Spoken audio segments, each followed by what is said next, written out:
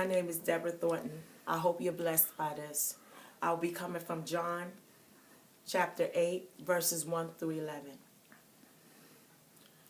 It was early in the morning that Jesus was in the temple, plain and simple. As he was teaching his sermon and the people were learning, enter in the scribes and the Pharisees, and they thrust this woman at Jesus' feet. You see, she was caught in her mastery. It was in the fields of adultery. And there she was, feeling like the unwanted guest, her soul wretched, and perhaps even half-dressed.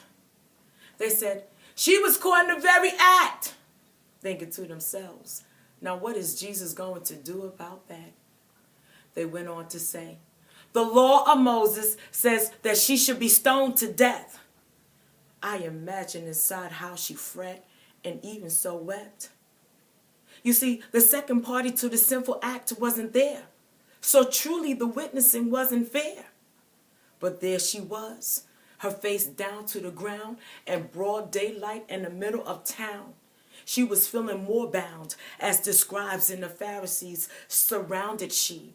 They had hands full of stones ready to crush her bones, acting as if they were God and her soul they did own. Thinking to themselves, and hell is where she belonged. But not one word did she speak. She just held her peace. The scribes and the Pharisees, they placed her right there where she needed to be to receive Jesus' forgiveness, his love, his grace, and his mercy. You know, as they spoke, Jesus, he just knelt down and wrote.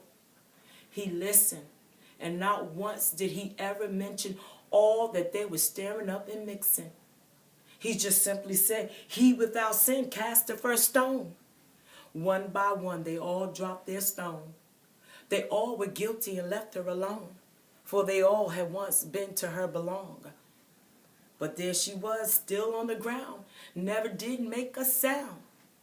Jesus said to her, woman, where are thy accusers of yours? Has anyone condemned you? He asked.